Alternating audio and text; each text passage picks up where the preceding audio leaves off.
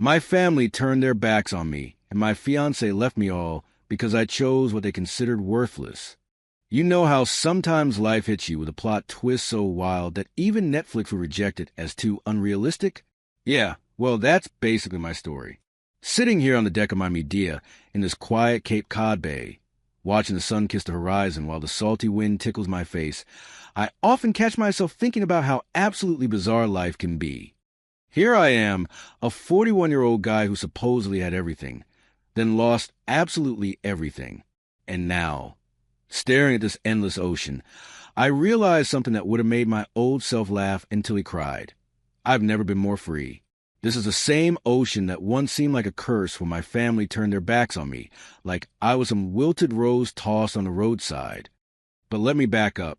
3 years ago, I was Caleb Morrison, insurance agent extraordinaire in downtown Boston. My life was so clean, so predictable, I could have printed it on corporate letterhead. Every day, every hour, all mapped out like some corporate wet dream. And I genuinely believed that was success. Or at least, that's what my parents kept telling me. Their family motto might as well have been life as an Excel spreadsheet, where every cell must be filled with profit and flawless reputation. I didn't understand back then that there are things in this world that just don't fit into those neat little cells. Things like dreams, adventure, or God forbid, following your heart instead of your 401k balance. I was their reliable investment, their pride and joy. Or so I thought. You know that feeling when you realize you've been playing a game where everyone else knew the rules except you? That was my entire existence for 38 years.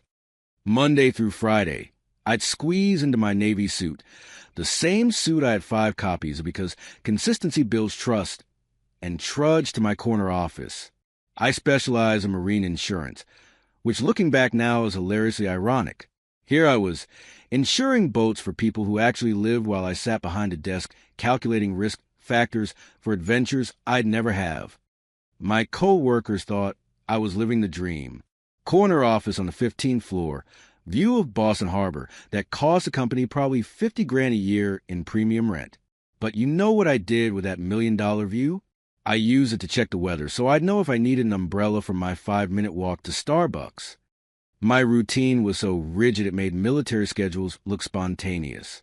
6 a.m. alarm, black coffee, no cream, no sugar because successful people don't need comfort foods. 7:30 out the door in my BMW 3 Series. Not too flashy, not too modest, just perfectly unremarkable like everything else in my life. The weekends were just as predictable. Saturday morning golf with clients at the country club, where conversations never strayed beyond handicaps and quarterly projections. Sunday family dinners at my parent house, where Mom would passive-aggressively ask when I was going to settle down properly, and Dad would lecture me about maximizing my earning potential before 40. Speaking of family dynamics, let me tell you about the elephant in our perfectly manicured room, my Uncle Atlas. If our family was a Norman Rockwell painting of American success, Atlas was the guy in the background flipping everyone off. While we were grinding away at the granite of business respectability, Atlas was out there sailing his boat Medea like some living monument to the old maritime law. The wind is your only boss. I only saw him a handful of times growing up, but there's this one memory that stuck with me like a splinter in my brain. I must have been 12, maybe 13. Atlas showed up to some family gathering. Probably a funeral because those were the only events that could drag him back to dry land. Everyone else was standing around in their funeral blacks, whispering about stock portfolios and property values, when Atlas starts telling me about this storm he rode out near the Bahamas. His eyes lit up like a kid describing Christmas morning.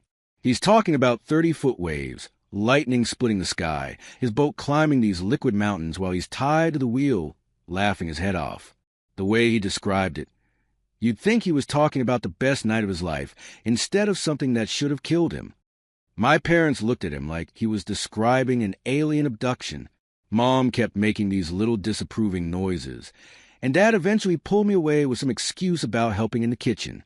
But I remember thinking, even as a kid, that Atlas seemed more alive in those 5 minutes talking about almost dying than my father did in entire years of success stories. Atlas was my mother's brother, but he'd basically been exiled from the family before I was even born. The official story was that he'd chosen an unstable lifestyle, but reading between the lines, he committed the ultimate family sin. He'd chosen happiness over security. What I didn't know then was that Atlas had been watching our family from a distance all these years. Mom later told me he'd ask about me sometimes, not the others, just me. Maybe he'd sense something in me, that same restless spirit that got me in trouble for skipping school to watch boats in the harbor when I was 16. Maybe he'd heard the whispers of someone like him, stuck, but secretly aching to sail. And maybe that's why he chose me. In our family, even maritime romance was considered an anomaly requiring immediate correction. We were the kind of people who took pride in never taking risks, never coloring outside the lines, never doing anything that couldn't be explained in a quarterly family financial review. So when the lawyer called me 3 years ago with news that Atlas had died and left me something in his will, my first thought was it was probably some debt I'd have to deal with, some legal mess I'd need to clean up to protect the family reputation. The reading of the will was held in this cramped little office in Salem that smelled like old coffee and broken dreams. The lawyer, this ancient guy who looked like he'd personally witnessed the Boston Tea Party, cleared his throat and read the most ridiculous sentence I'd ever heard in my life. To my nephew Caleb, the most imprudent member of this overly prudent family, I leave my vessel Medea and all her secrets, in hopes that he might finally learn what it means to live instead of merely exist. At first I laughed, not a happy laugh. More like the sound you make when reality breaks, and you can't process what just happened. Me, the guy who needed GPS to find his way out of a parking garage, the man whose idea of adventure was trying a different flavor of protein bar. Then I saw the attached photos, and my laughter died in my throat. This wasn't some cute little sailboat for weekend lake trips. This was a 60-foot piece of maritime history that looked like it had fought in World War II and somehow survived with dignity intact. The lawyer handed me a set of keys and some papers, including coordinates for where she was moored in Bermuda. Bermuda? I'd never been further from Boston than a business conference in Hartford, and now I owned a boat in Bermuda. My first reaction shifted from laughter to pure panic. What the heck was I supposed to do with a boat? I could barely work my office coffee machine without calling IT support. Now I was supposed to be some kind of sea captain? But then the family weighed in, and their reaction made my panic look like Zen meditation. Within hours of the will reading, my phone was buzzing like an angry beehive. My parents, aunts, uncles, the whole Morrison family council had assembled for what they called an emergency financial intervention. It felt more like a tribunal, where I was both the defendant and the evidence. Dad led the charge with his usual blend of disappointment and financial projections. Caleb, this is exactly the kind of irresponsible nonsense we'd expect from Atlas. Do you have any idea what the maintenance costs are on a vessel that size? The insurance premiums? The marina fees? Mom took the emotional approach, which in our family meant wielding guilt like a surgical instrument. We raised you better than this, sweetie. This boat is just Atlas trying to drag you down with him, even from beyond the grave. It's like he's trying to infect you with his wanderlust disease. My Aunt Margaret, who'd never met a tax write-off she didn't analyze to death, had already done the math. The smart move is obvious, Caleb. Sell it immediately, take the money, and put it towards something sensible. A bigger house, maybe, or better yet, another investment property. Uncle Robert, the family's self-appointed voice of reason, delivered what he probably thought was the kill shot. Think about your career, son. You can't maintain professional credibility while gallivanting around on some floating midlife crisis. What will your clients think? For 3 weeks, they tag-teamed me with phone calls, surprise visits, and carefully orchestrated family interventions disguised as casual dinners. Every conversation somehow circled back to the same theme. Sell the boat, forget Atlas ever existed, and get back to being the reliable, predictable Caleb they could count on. But the more they pushed, the more something inside me started pushing back. It wasn't rebellion exactly. I was too old and too tired for teenage angst. It was more like a voice I'd never heard before, asking questions I'd never thought to ask. Why was everyone so terrified of a boat? Why did the idea of adventure make them look at me like I contracted something contagious? And why did their definition of success feel so much like a beautifully decorated prison cell? Then came the ultimatum that changed everything. Abby and I had been together for 2 years. She was perfect on paper. MBA from Wharton, marketing director at a Fortune 500 company. The kind of woman who looked great at company Christmas parties and knew exactly which fork to use at business dinners.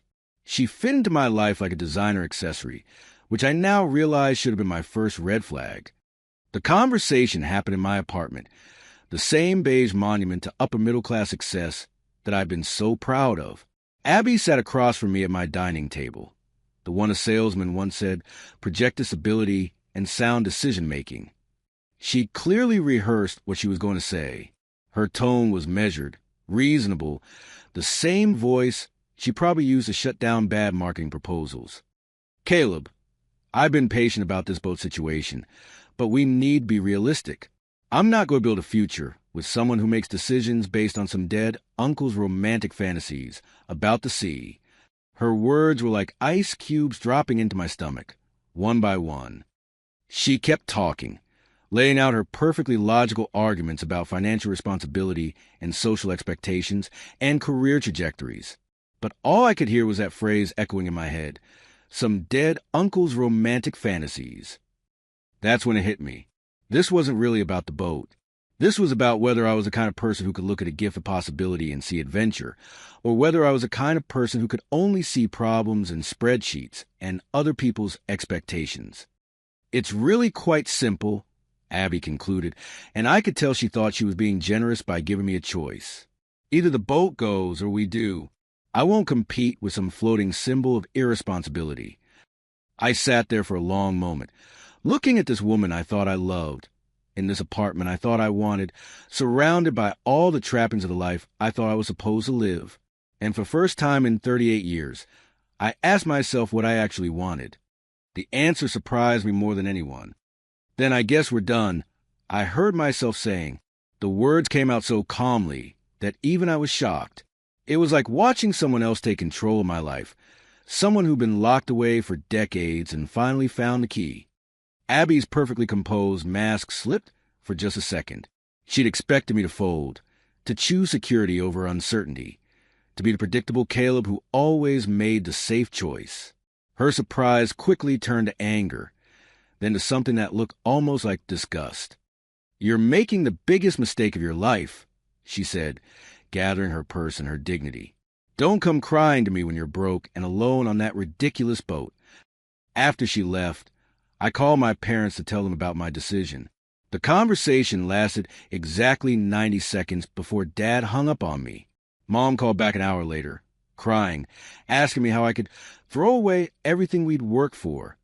Within a week, the family communication stopped entirely. No more Sunday dinners, no more holiday invitations, no more casual check-ins about my career prospects. It was like I'd been erased from their personal Excel spreadsheet, filed away under bad investments, and forgotten. My colleagues were more subtle but equally devastating. Word travels fast in the insurance world, and apparently choosing a boat over financial stability is the kind of story that makes people very uncomfortable. Clients started requesting other agents. My boss began having concerns about my focus and commitment. The final insult came when they offered me a voluntary resignation package. Officially, it was about declining performance metrics and decreased client engagement.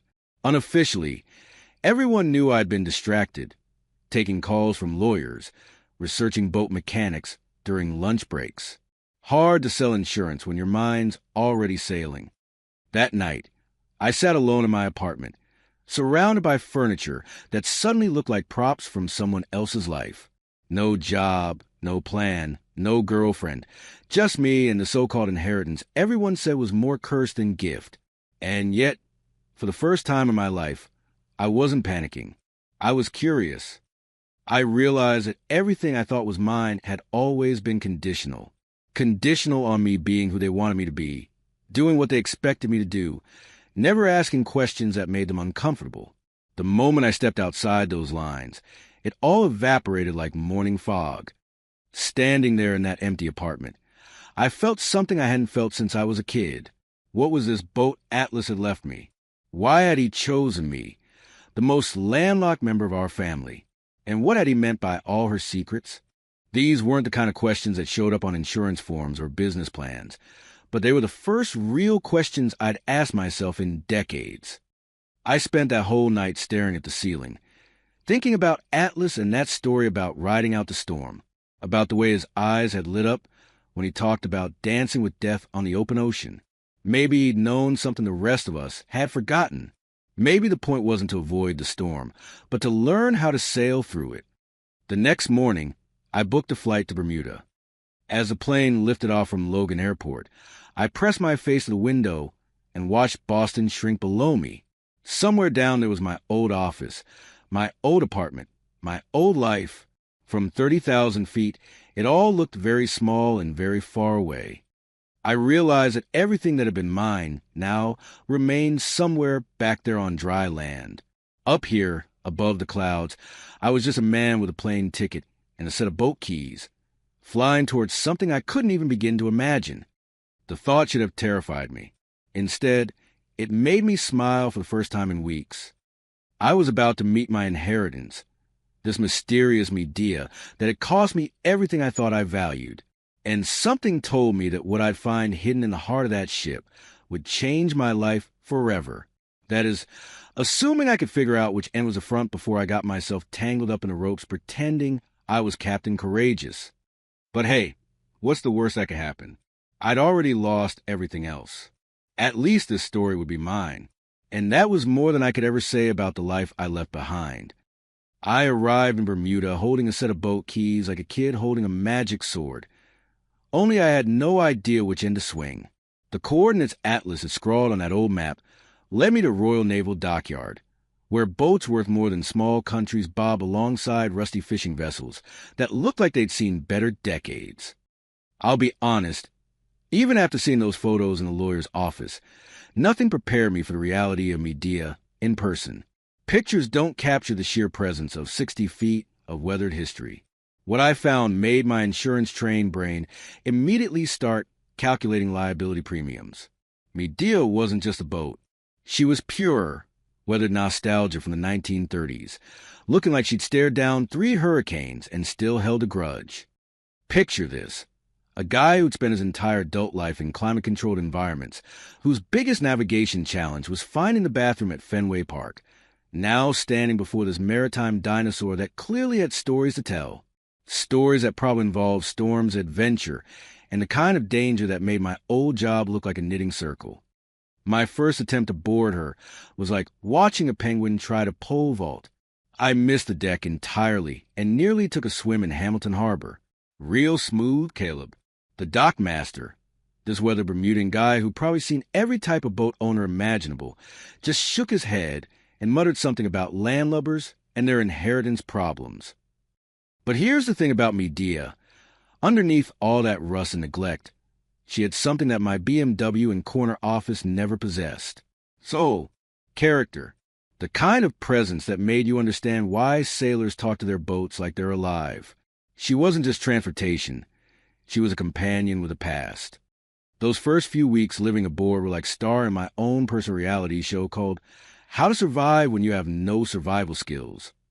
I went from a guy who complained when the office air conditioning was 2 degrees off to someone who had to figure out how to make coffee when your kitchen was tilting 15 degrees and everything not tied down was trying to migrate to floor. The learning curve was steeper than a Vermont ski slope.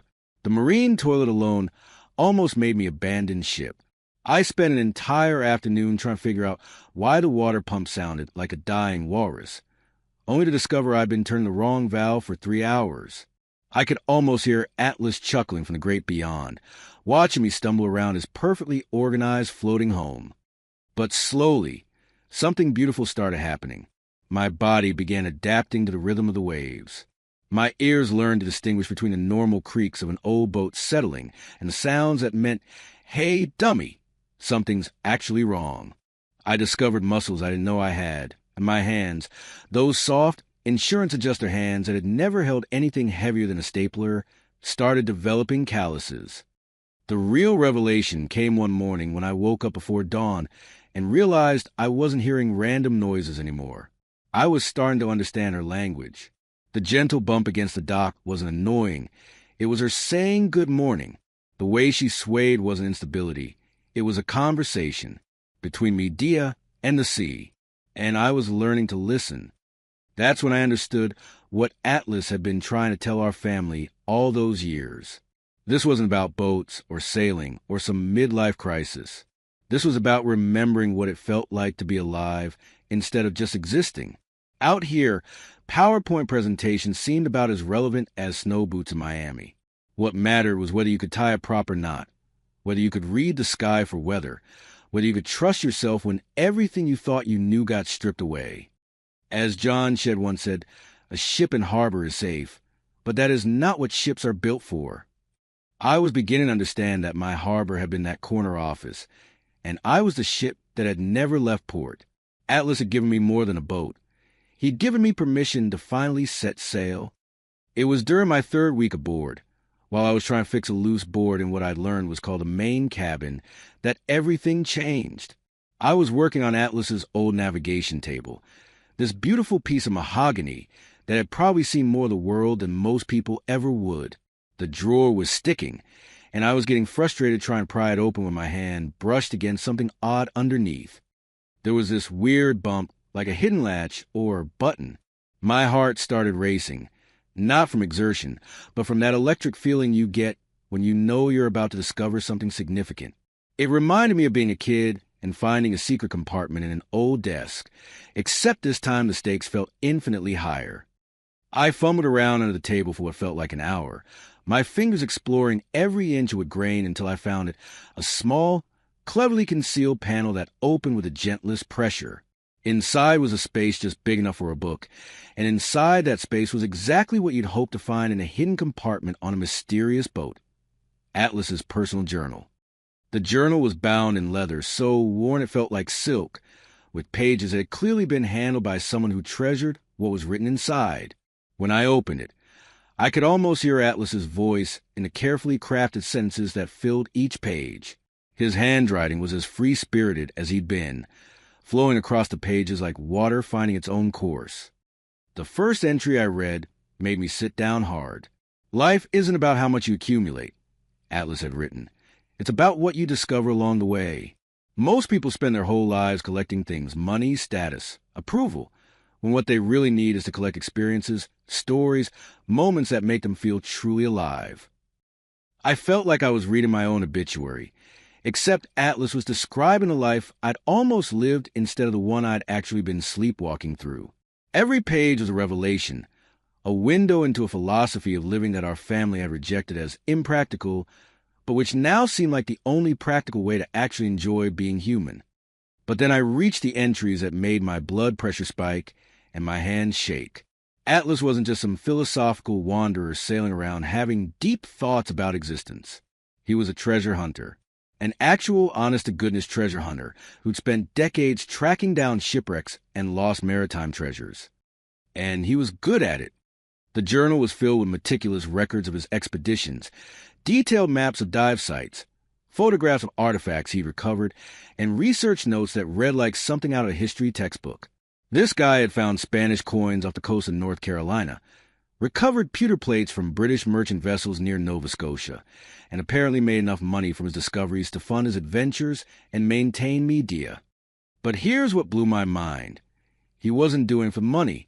Every entry made it clear that the treasure was just a means to an end. Gold is simply the passport that lets you see the world and unlock its secrets, he'd written. The real treasure is the journey itself. The people you meet, the stories you collect, the person you become when you stop being afraid of uncertainty. I could practically hear him laughing at our family's obsession with financial security when he'd been out there living like a character from the adventure novels I'd loved as a kid but never had the courage to emulate. Atlas had figured out how to make adventure pay for itself, and he'd been doing it for decades while we sat in boardrooms arguing about quarterly projections. Then I found the entry that changed everything. It was dated just 6 months before his death, and it was about a Spanish galleon called Nuestra Señora de la Candelaria. The ship had gone down in 1709 somewhere in the Florida Everglades, carrying what Atlas described as a cargo valuable enough to fund adventures for several lifetimes. Atlas had found a wreck site years earlier, but had only managed to recover a few pottery fragments and some small silver coins before weather forced him to abandon the expedition. But his notes suggested he'd barely scratched the surface. The real treasure is buried deep in the mud, he'd written, like a secret waiting for the right person at the right time. The entry included detailed sketches of the seafloor, GPS coordinates, tide charts, and even recommendations for diving equipment. It was like finding a treasure map drawn by someone who actually knew where the treasure was buried. This wasn't some romanticized fantasy. This was legitimate archaeological research backed up by historical documents and first-hand exploration. At the bottom of the entry, Atlas had written something that felt like a direct message to whoever found his journal.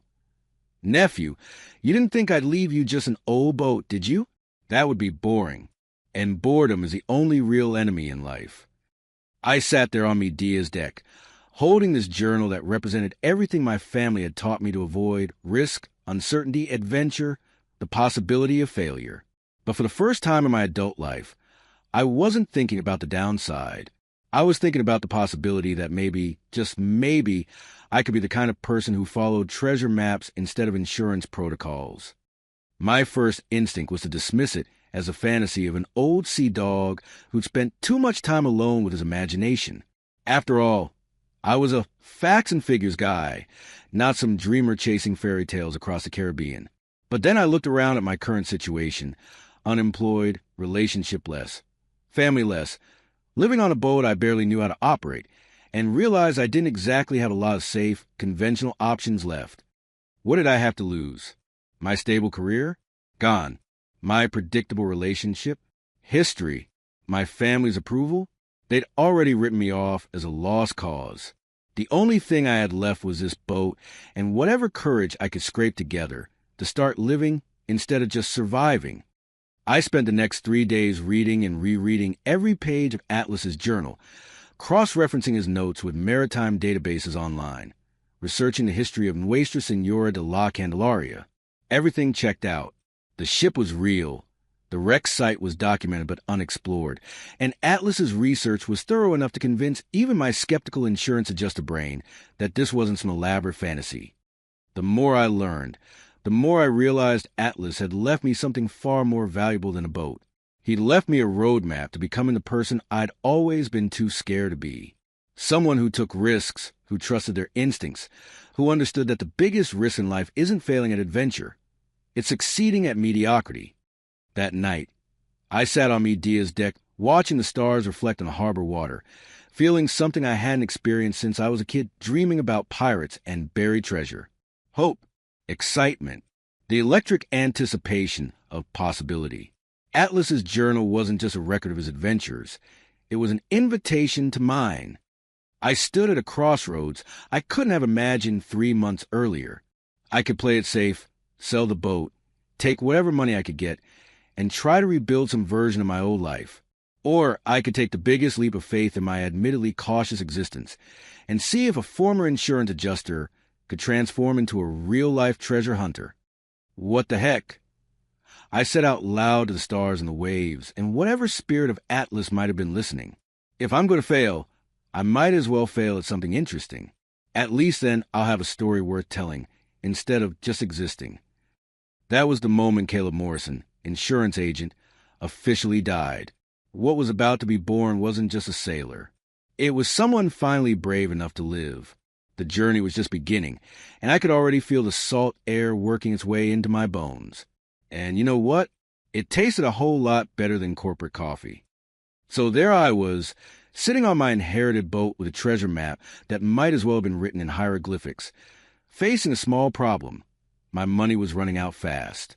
Between marina fees that seemed designed to bankrupt anyone without a trust fund, emergency repairs that Medea desperately needed after sitting neglected for months, and the basic cost of living on a boat, my savings were disappearing faster than my old corporate benefits package.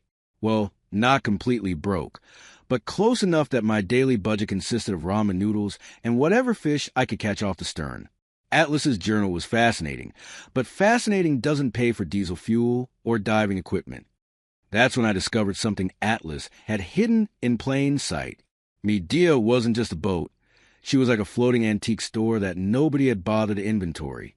bronze telescopes from the 1920s, a Longines chronometer that still kept perfect time, brass sextants that probably navigated more oceans than most modern GPS units. Every drawer I opened revealed another piece of maritime history that Atlas had collected over decades of adventure. I never thought I'd become an antique dealer, but desperate times call for creative solutions. Picture this: a former insurance adjuster learning how to photograph vintage nautical instruments for eBay listings, trying to write descriptions that made rusty old compasses sound like priceless artifacts. Which, to be honest, some of them were. The process was both hilarious and humbling. I'd sit there with my laptop, surrounded by brass and bronze, trying to figure out what the heck a binnacle compass was worth while seagulls mocked me from a rigging. Google became my best friend as I researched everything from ship's bells to barometers, learning more about maritime history in 3 weeks than I'd absorbed in my entire previous life. The negotiations with antique dealers were like learning a completely different language. These guys could spot an amateur from a nautical mile away, and they weren't shy about trying to lowball me. But my insurance background had taught me something valuable about reading people and assessing value. Plus, I had something they wanted: authentic pieces with provenance, not reproductions from some factory in China. The breakthrough came when I found Atlas's documentation. He kept meticulous records of everything, complete with photographs and historical research. That Longines chronometer? It had belonged to a merchant captain who'd survived the Titanic disaster. Suddenly, I wasn't just selling old boat stuff. I was selling pieces of actual history. After 6 weeks of wheeling and dealing, I'd managed to scrape together $32,000. Not exactly retirement money, but for a guy whose day job was already ancient history, it felt like a windfall. More importantly, it was enough to fund what might be the most ridiculous career change in modern history, from insurance adjuster to treasure hunter. The irony wasn't lost on me. Here I was, conducting these small-scale pirate operations that felt more honest than half the supposedly legitimate deals I'd processed in my corporate days. At least when I was haggling over a brass telescope, both parties knew exactly what we were trading.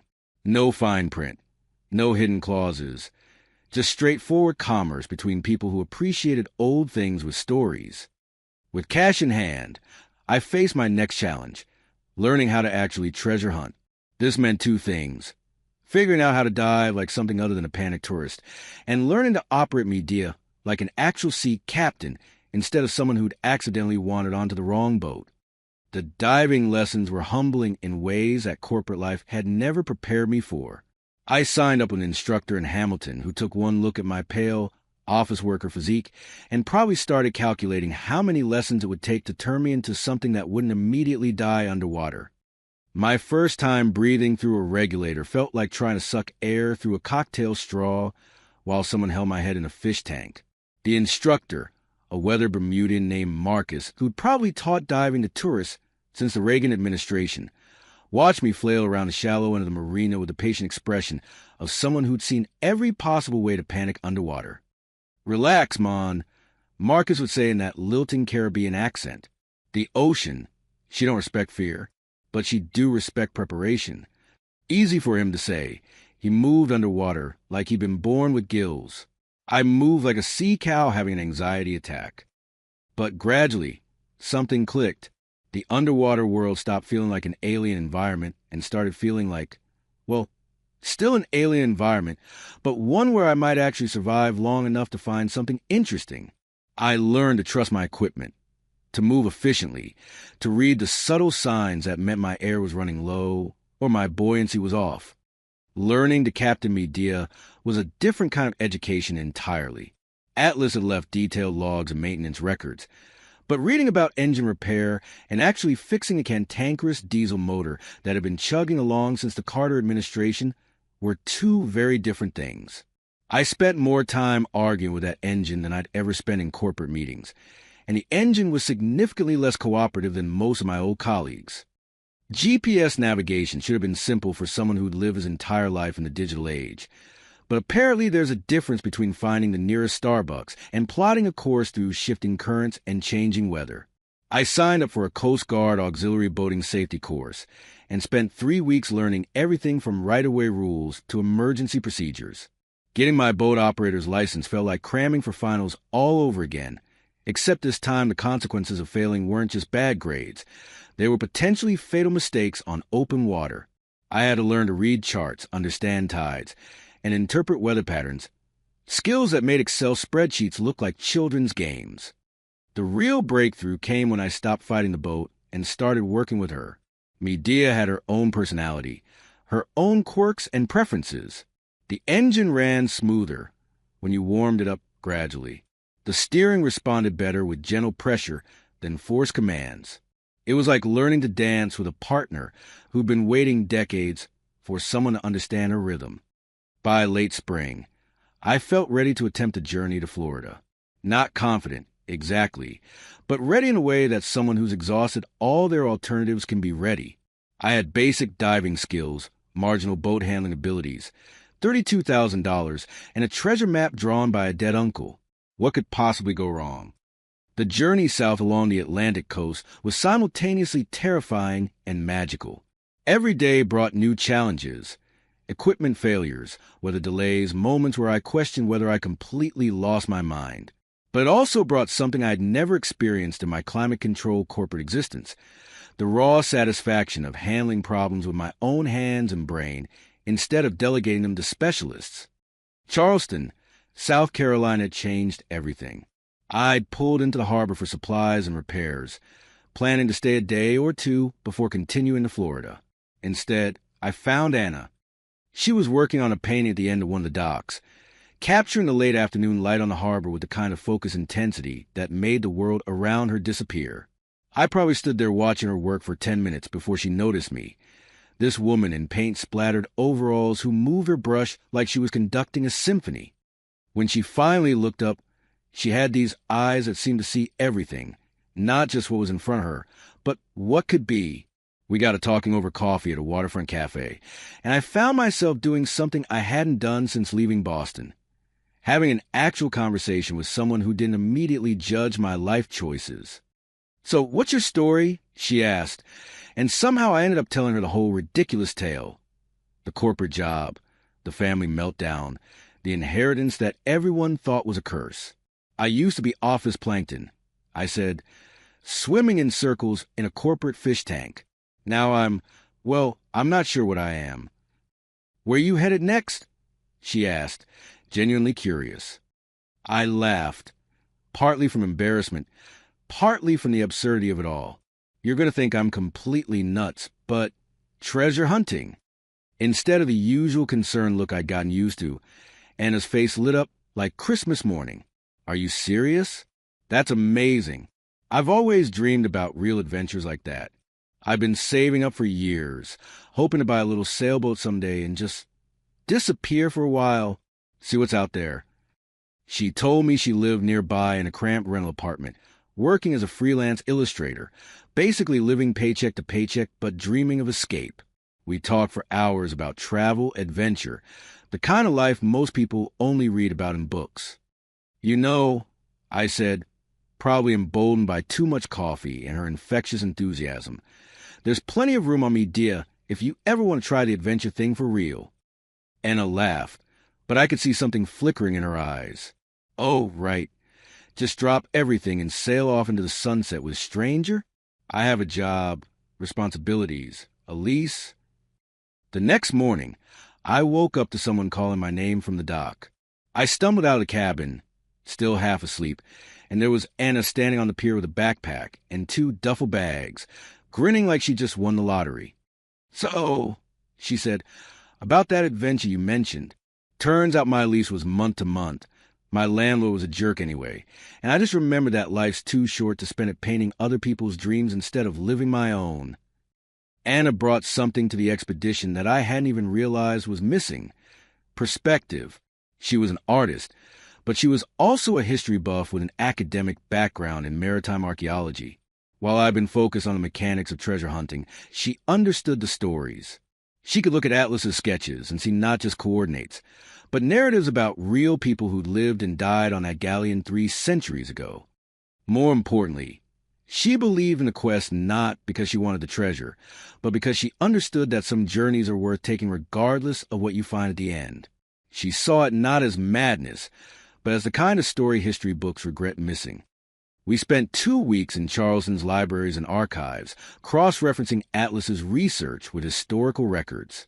Anna had connections in the academic world, and she used them to verify details about Nuestra Senora de la Candelaria that I never could have accessed on my own.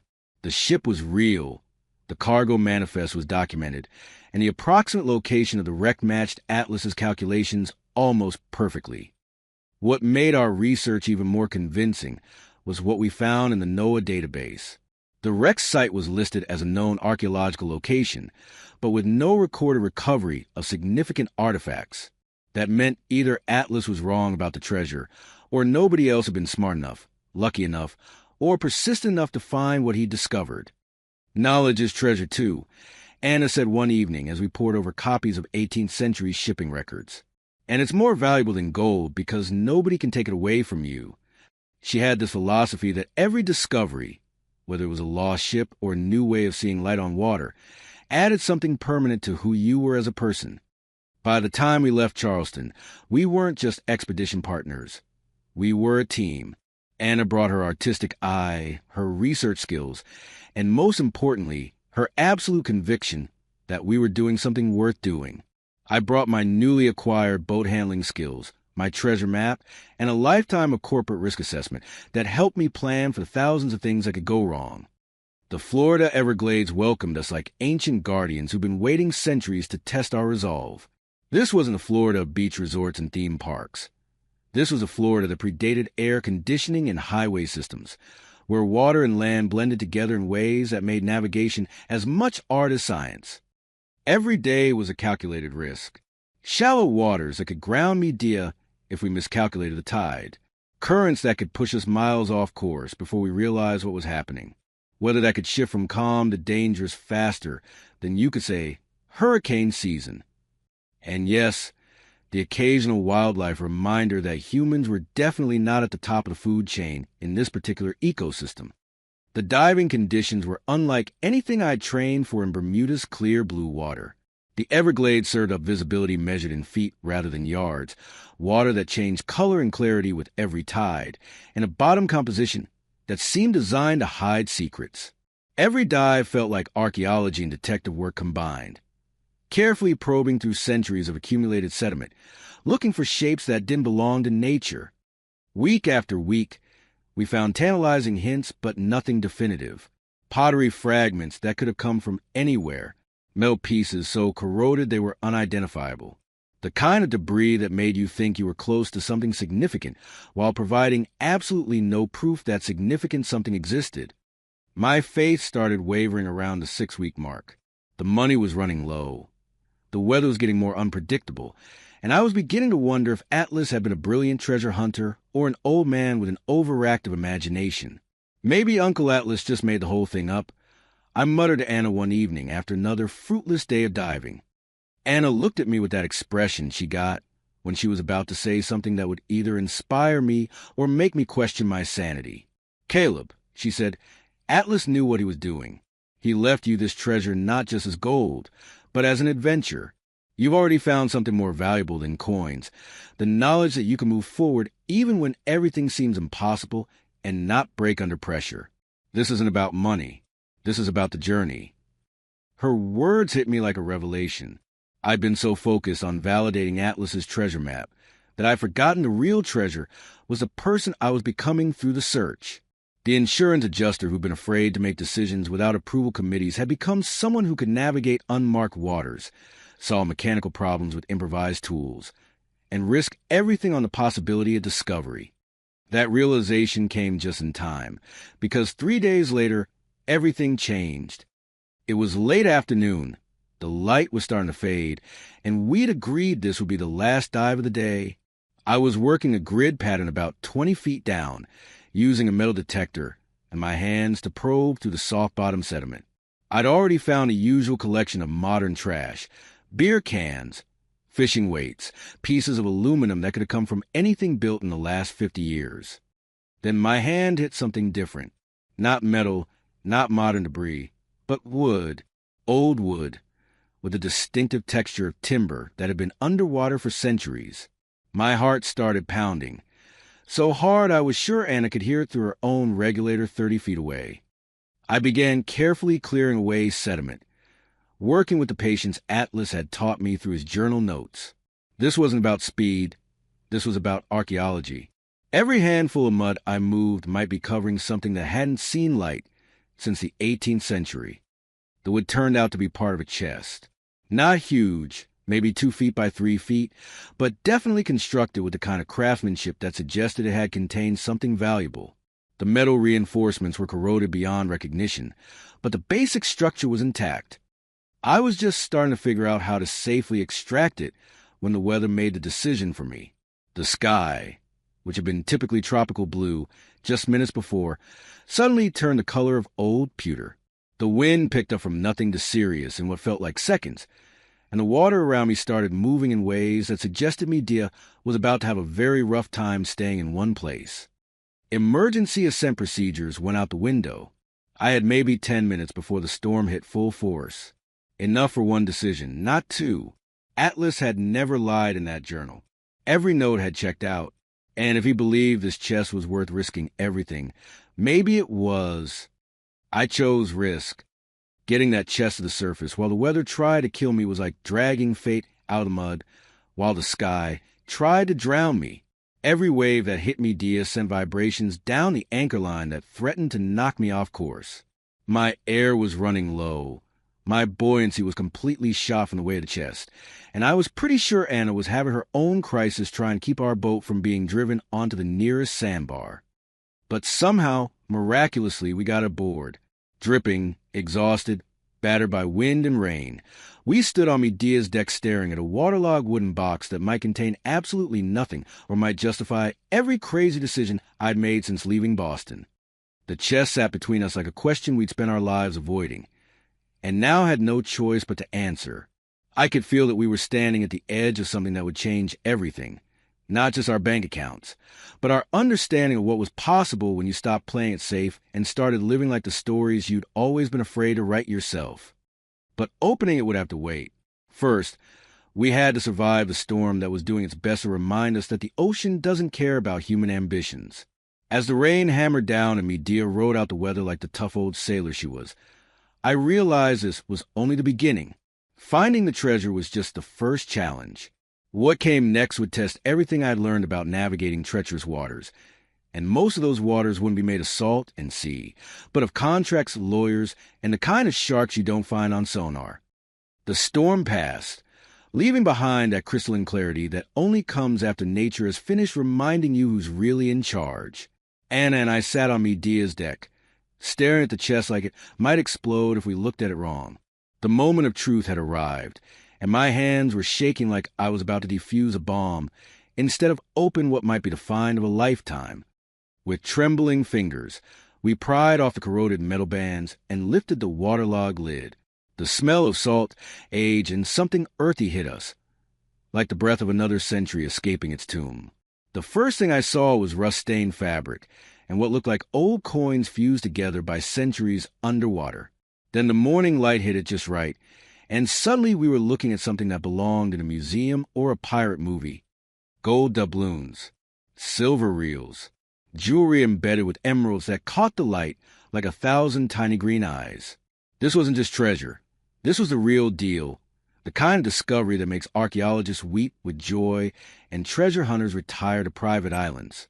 Anna and I just stared at it, like we were seeing a ghost in the past that had brought light and hope with it from another century. The first few minutes were pure euphoria, like being kids who just discovered the ultimate Halloween candy stash. But then reality crashed the party harder than a rogue wave. What exactly were we supposed to do with a chest full of 18th century Spanish treasure? Walk into Wells Fargo and ask for a doubloon deposit form? Gold isn't just shiny metal. It's responsibility wrapped in legal complications with a side order of bureaucratic nightmares. We knew that getting from, hey, we found treasure, to, hey, we can legally spend this treasure, was going to be more complicated than the hunt itself.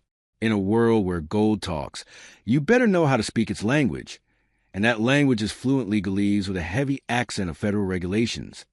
Finding a maritime lawyer who actually understood treasure law was like trying to find a unicorn who also did taxes.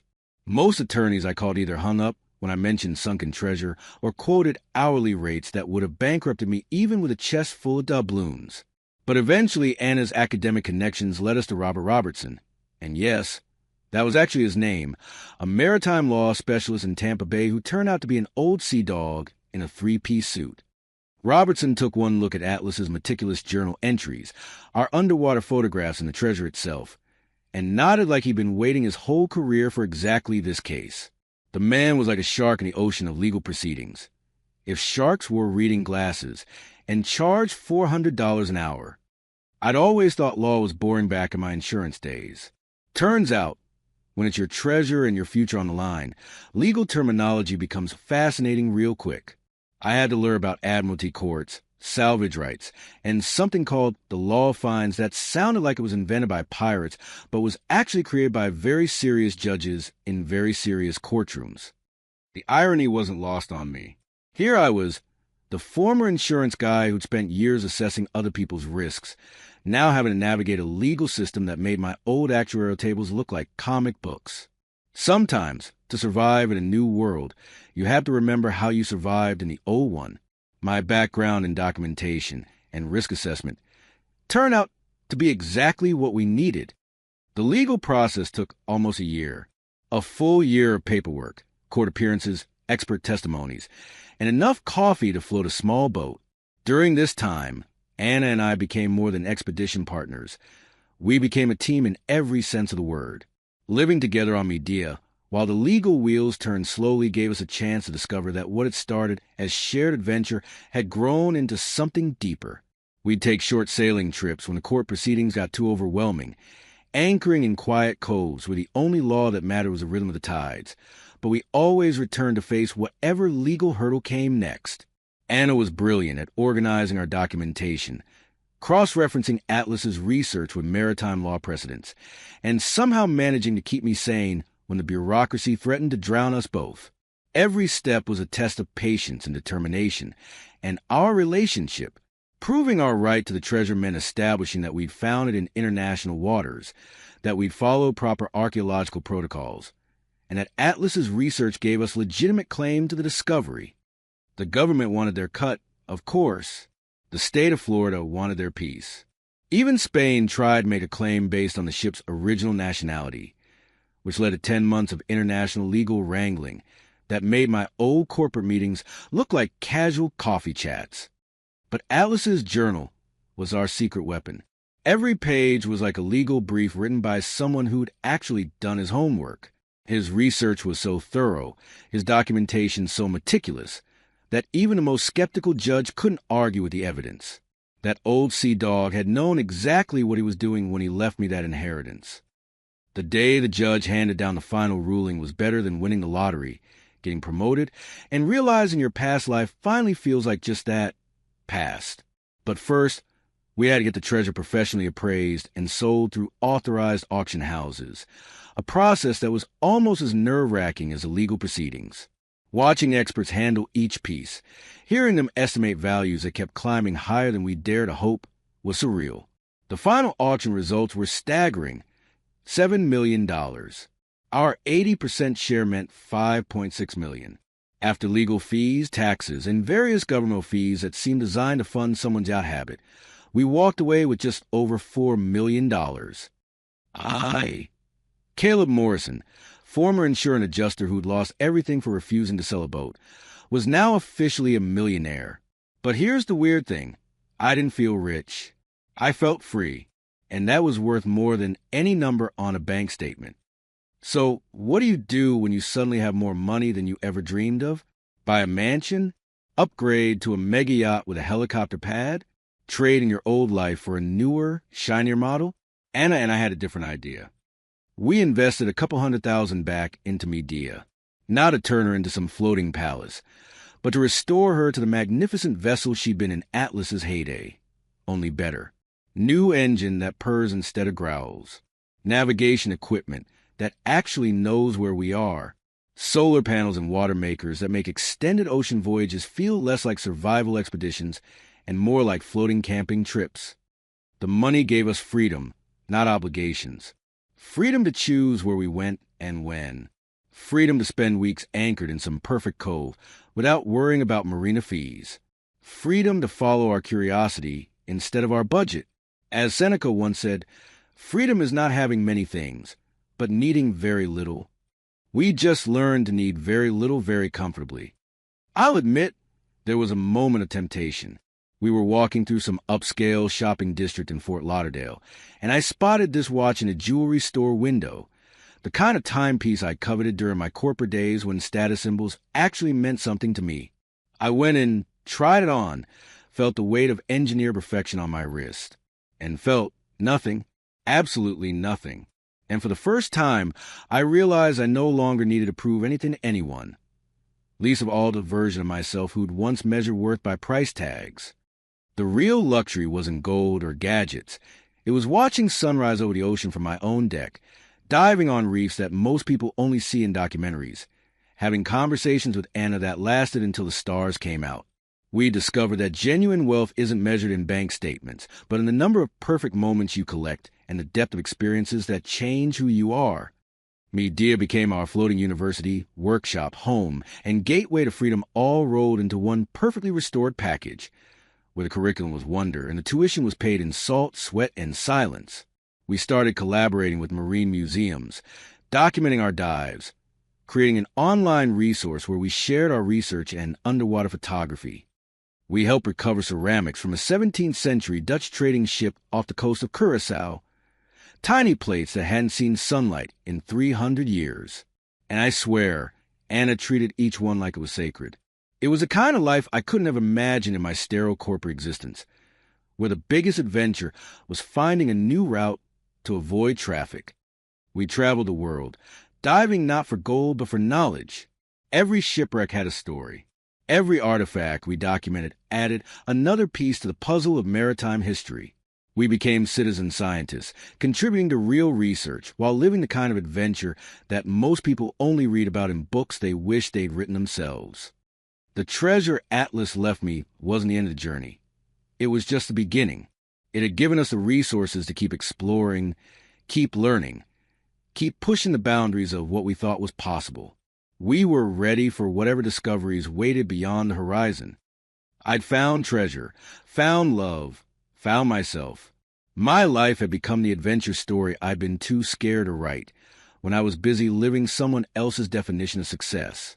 But as often happens when you climb to the top of one mountain, you start noticing other peaks in the distance. And sometimes, shadows from your past begin to appear on those distant slopes, wondering if maybe they'd made a mistake when they decided you weren't worth their time. But not every ghost stays buried forever. Some have a way of drifting back, like tides that refuse to forget. You know how they say success has a way of bringing people out of the woodwork? Well, 3 years after Anne and I had settled into our new life of adventure and discovery, those shadows from my past decided to make their grand reappearance. It started with an article in National Geographic about our archaeological work. They dubbed me the Caribbean King, which honestly made me sound less like a scholar and more like a mascot for a Caribbean buffet. My phone, which had been blissfully quiet for years, suddenly came alive like a slot machine hitting jackpot. The first call was from my father. His voice was so syrupy sweet, I could practically taste the artificial flavor through the speaker. The man who'd hung up on me 3 years earlier was now telling me how they'd always known I was special and how proud the family was of my success. I had to bite my tongue to keep from laughing. Where exactly had this pride been hiding when I was living on ramen noodles and learning to fix diesel engines with YouTube videos? It was like watching a bad actor try and convince you they'd never seen the script before. When my father launched into his rehearsed speech about family forgiveness and fresh starts, I found myself responding with a calmness that would have shocked my younger self. I thanked him for reaching out, acknowledged that success had changed my circumstances, but made it clear that my family was right here on me deal with Anna, who became my wife during a sunset ceremony on a tiny island in the Bahamas 6 months earlier, with only the ocean and a few curious seagulls in attendance. I told him we'd built something beautiful together. Not just wealth, but a life filled with purpose and discovery. We'd weathered storms both literal and metaphorical, found treasure in places deeper than any ocean, and learned to live without conditions or approval from anyone else. He spoke of legacy. I spoke of letting go. And in that moment, I realized we weren't even speaking the same language anymore. The silence on his end of the line spoke louder than any words could have. They understood, probably for the first time, that they'd lost this particular game. Not because I was punishing them, but because I'd simply moved beyond the need for their validation. Then came the call I'd been expecting, but somehow still wasn't prepared for. Abby's voice flowed to the phone like honey mixed with just the right amount of regret. She'd always understood my love for the sea, she claimed, and wasn't such a shame how things had worked out. But maybe, just maybe, we could fix everything now that I'd obviously figured out this whole treasure hunting thing. The woman who'd given me an ultimatum between her and my boat was now suggesting we could work things out. I could almost picture her mentally calculating how my new bank balance might factor into our renewed relationship. It was so predictable it was almost charming, in the same way a broken clock is still right twice a day.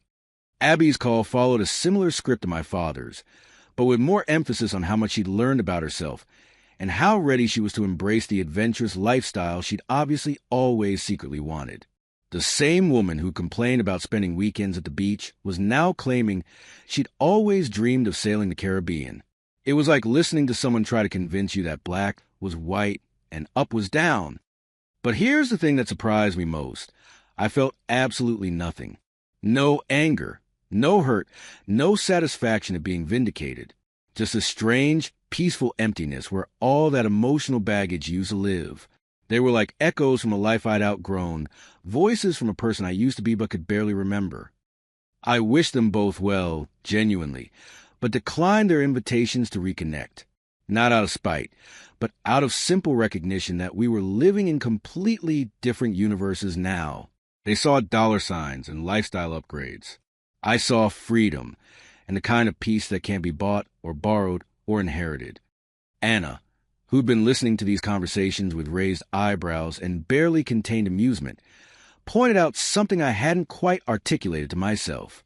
I wasn't the same person who'd left Boston 3 years earlier. That guy had been desperate for approval, willing to trade his dreams for security, afraid to disappoint people who'd never really known him anyway.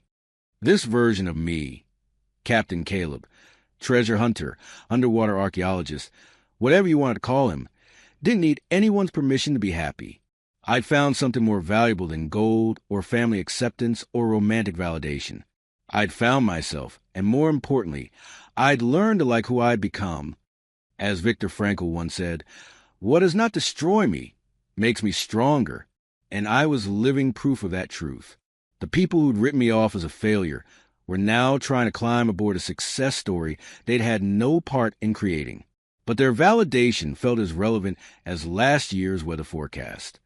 Medea had become more than just a boat or even a home. She was a monument to the power of choosing uncertainty over security, adventure over approval, growth over comfort. Every sunrise from her deck was a reminder that the biggest treasures aren't buried under sand and coral. They're buried under years of other people's expectations and her own fear of disappointing them. The irony wasn't lost on me that I'd learned to generate my own sense of worth, powered by salt air and shared adventures, and the kind of love that doesn't come with conditions. Anna and I continued our work, diving on wrecks and documenting history, and contributing to the kind of research that mattered to us. We weren't just living well. We were living authentically, which turned out to be the rarest treasure of all. Every day brought new discoveries, not just underwater, but about what it meant to build a life based on curiosity instead of obligation. None of it required anyone else's approval or understanding. We created something that was entirely ours, funded by our own courage and sustained by our shared sense of wonder. Atlas would have been proud, I think, to see his ragged old boat become the foundation for exactly the kind of life he'd always lived. So here I am, 41 years old, sitting on the deck of my Medea with my wife beside me, watching the sun paint the sky in colors that don't have names. The same ocean that once seemed like a curse when my family turned their backs has become the source of everything meaningful in my life. Those people who once dismissed my dreams are probably still checking their phones for stock prices, while I'm checking tide charts for our next adventure. The waves that carry us forward hold more wisdom than any family meeting or corporate boardroom ever did. As Uncle Atlas once wrote in that journal that started this whole journey, the sea never lies. It will always show you who you really are if you have the courage to listen. I listened. I learned. I became who I was meant to be. Atlas knew. Maybe that's why he left me Medea. Not just as a boat, but as a question only I could answer. True freedom isn't about having enough money to do whatever you want. It's waking up without dread. It's not having to ask permission to be yourself. And every morning I wake up grateful for the chance to live another day of this adventure I accidentally stumbled into when I chose a rusty old boat over everyone else's definition of success.